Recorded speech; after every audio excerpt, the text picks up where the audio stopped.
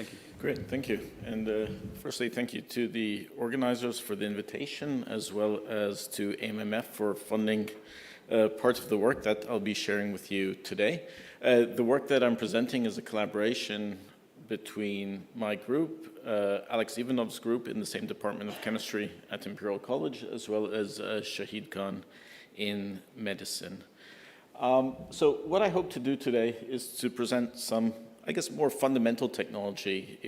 I come into this from more the engineering application end of things, where I'm developing technology for multiplex detection of biomarkers. So ultimately what we want to do is to enable efficient detection of tens, maybe hundreds of biomarkers in a single test within reasonable time periods.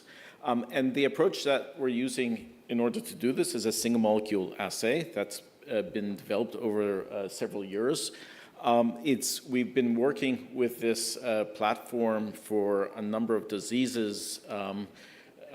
First examples coming out of our group was in relation to heart disease, but over the years we've progressed into working with Shahid on Cholangiocarcinoma as well as Hepatocellular carcinoma. Okay, so I guess in fundamental terms, when I think about developing a technology for, I guess, diagnostic applications, I like to think about the types of samples that I work with. In my case, typically work with serum or spinal fluid samples. In the context of this discussion today, it's going to be serum-based samples. But then when you look at the serum sample or a blood sample, generally speaking, an analogy can be an iceberg, as I show on the right-hand side. Within the sample, there's going to be many proteins, many of which are found above 1 picomolar in concentration, and those are relatively easy to detect using conventional assays, whether it be ELISA, some blotting assay, or some other approach. But there's also many other proteins, thousands of secreted proteins found well below 1 picomolar concentration. So the question is, how do you go about detecting those proteins efficiently? The standard assays stop working typically within those concentration scales. And then we also have microRNAs, which I'll be talking about today, which are promising biomarkers for a number of diseases, but yet again, within the context of clinical sample, they're found at exceptionally low concentrations, and differences between, say, healthy population and diseased population is sometimes relatively low. So the approach that we use to work with these types of samples is a single molecule assay. I'll explain the assay very shortly, but generally speaking, it works relatively well at picomolar to femtomolar concentrations. Can be used directly from clinical samples, in our case serum and CSF. We also do a bit of work with urine and saliva, but predominantly serum-based assays is our favorite approach. And ultimately, what I'll be showing is that it requires relatively minimal sample preparation and doesn't require labeling, so you don't need fluorescent tags in terms of this particular measurement.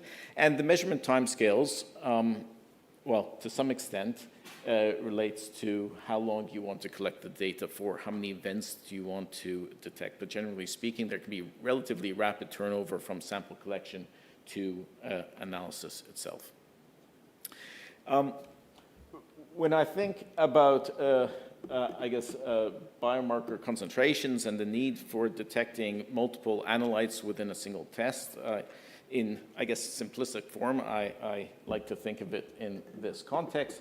Over the course of a disease, you might have a biomarker concentration which is elevated, or it could have the opposite effect. The biomarker concentration can decrease over the course of a disease itself. But what's important is that at the early stages, generally there's very little difference between the concentrations that you're working with between early disease and a healthy patient. And at the same time, of course, if you're not exhibiting symptoms, then at what stage do you go to the GP or your doctor to undergo particular testing?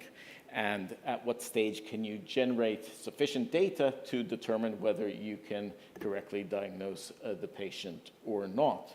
So generally speaking, at the earlier stages when there's minimal difference, one of the questions that we have is, can you detect multiple biomarkers in a single test, and will that help us differentiate between different types of patient, or even whether this particular case, the patient has the disease or not. So in our case, we're using nanopore technology, which I'll explain shortly. And the big question that we've had over a number of years is whether this nanopore technology can be used for highly multiplex detection of biomarkers.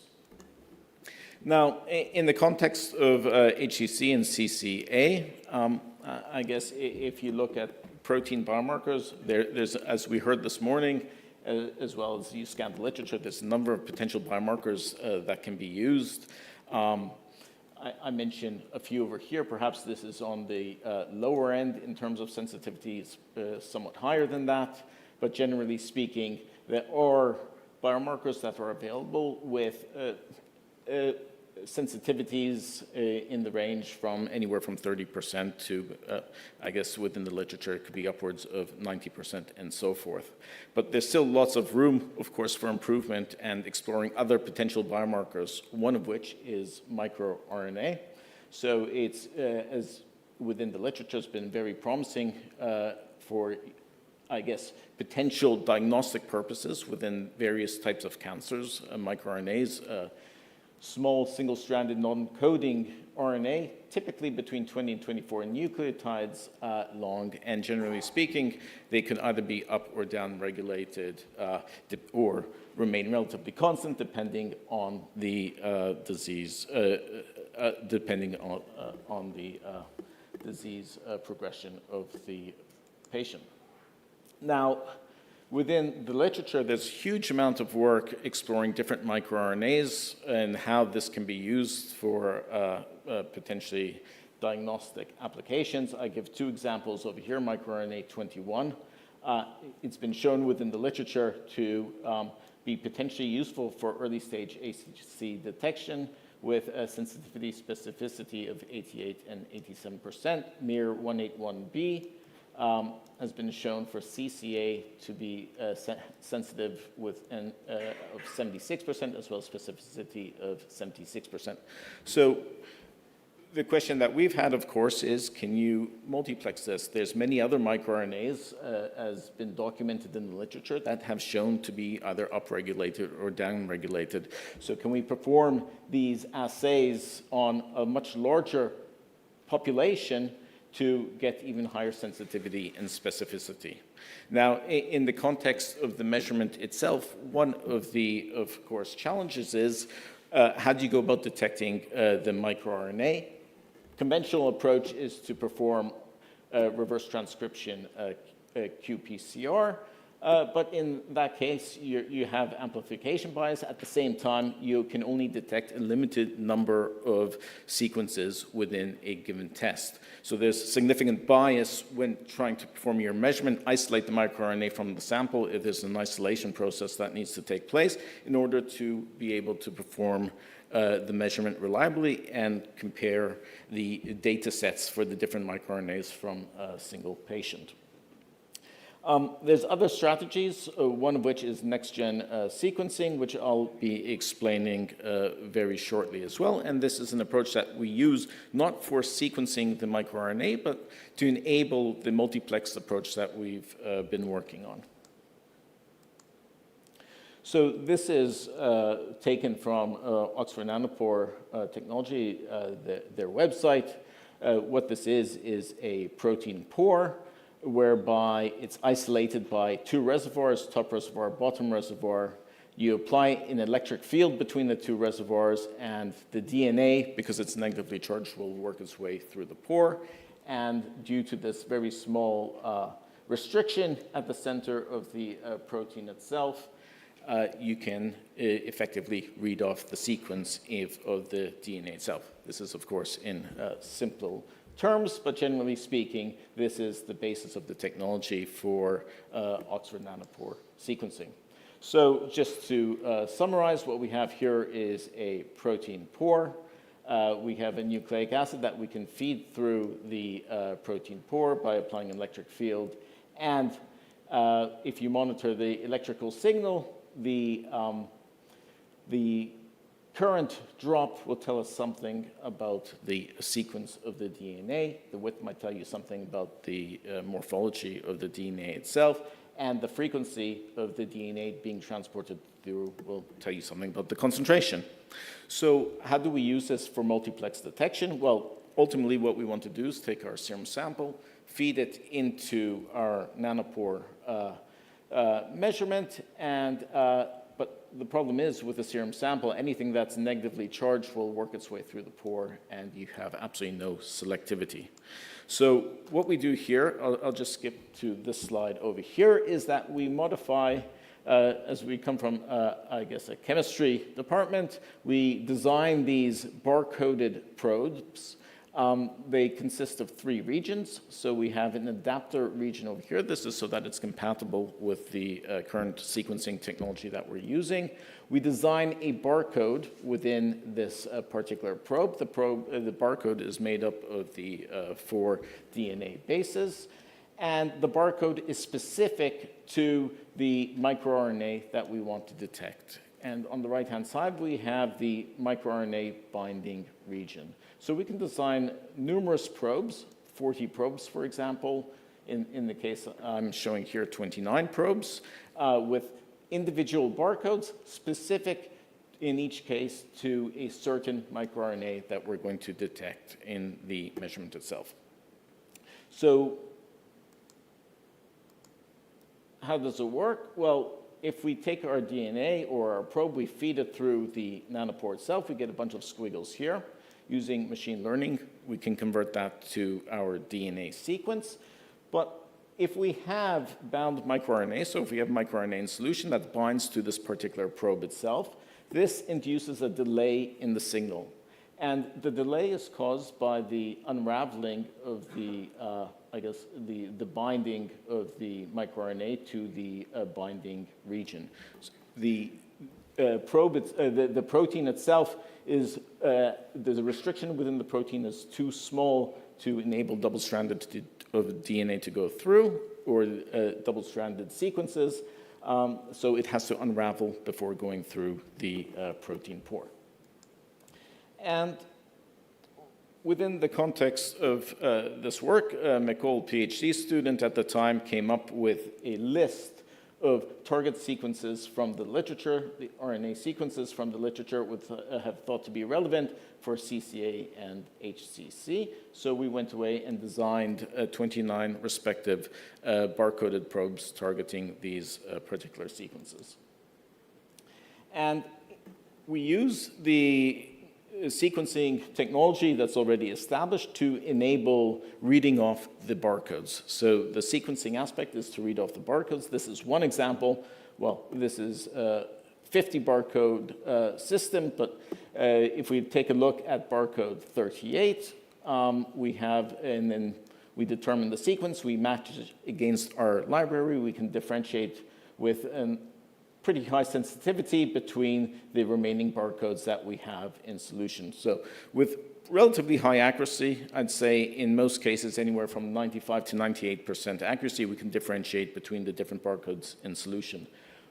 One question that one can ask is, why don't we just sequence the microRNA? Well, one of the challenges, of course, is that you can see over here when we're sequencing the barcode, there's a few mismatches within the sequence itself. So the technology in its current form, you don't have the ability at the single molecule level to have 100% accuracy in the sequencing. Rather, to get reliable sequencing data, you need a consensus score matching, being matched from multiple DNA targets. Okay, so then we use delay classification type methods to confirm whether we have a delay or not within the system. It turns out that we thought this would be relatively easy to perform. It turns out it's quite complicated. And the reason for that is within the delay itself, the delay is random in nature to some extent in terms of how long it takes for the DNA to unzip from the double-stranded sequence. So you can have two molecules. One might take 100 milliseconds to unravel, one might take 50 milliseconds to unravel. So the delay time fluctuates from event to event. So we've used a number of strategies to enable delay classification. Mean standard deviation was our first approach, relying on thresholding based on the averaging of the, looking at the standard deviation in the signal. You can see the signal deviation is much less than that of the sequencing region itself. Spectral entropy is another approach that we've used. More recently, we're using neural network type approaches, which minimizes our need for having thresholding within our measurements itself. So the data I'll be showing today involves using our older approach, using mean standard deviations, but more recently, CNN has been our preferred approach. So what does the data look like in terms of controls? Here we have a measurement performed on the 29 microRNAs. This is data not demultiplexed at this stage, so this is the multiplexed data of the summation of the 29 microRNAs. We're dealing with over 100,000 events for each data point over here. We demultiplex based on the sequencing data over here, and then you end up with calibration curves for the individual 29 microRNAs. So once you have that, you can fit Hill-Watt models types binding curves to these particular systems, and then you can see that the binding constants in this case here tend to be within the nanomolar to sub-nanomolar range. Okay, so just as time is limited, I'll move on to this particular slide here. So this is our first stab at performing pilot study data using patient samples. Within this data set, we had 7 healthy samples, 4 HCC, and I believe 6 CCA samples. So this is data where we're looking at the normalized % delay relative to the baseline levels.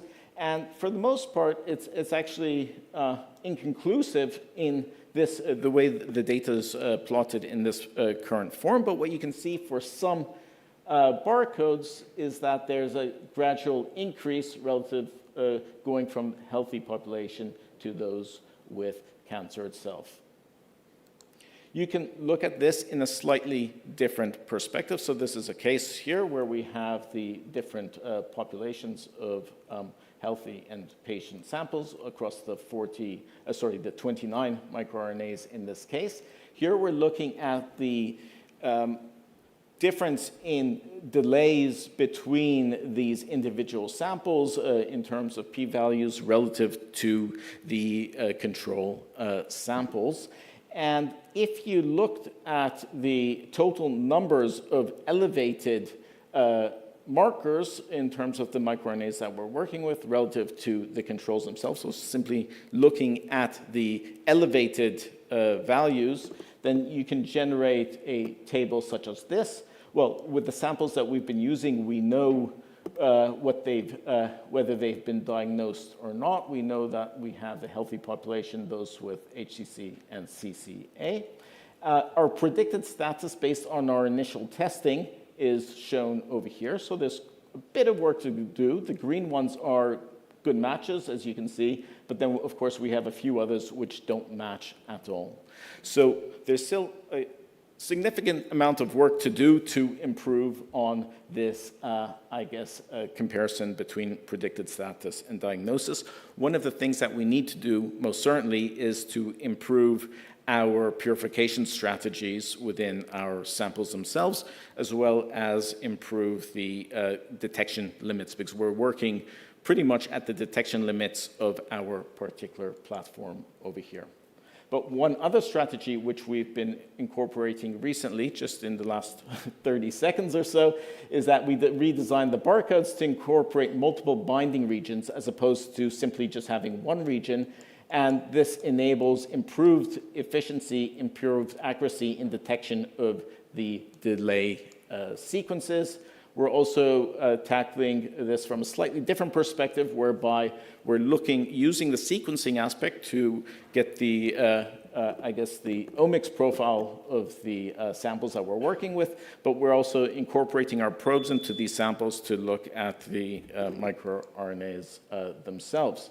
So hopefully that gave you an overview of the type of work that we're doing, limitations of some of the technology that we're working with, and ways in which we're improving, trying to improve on the technology that we've been developing for improved potential diagnostic applications. And I thank you for your attention.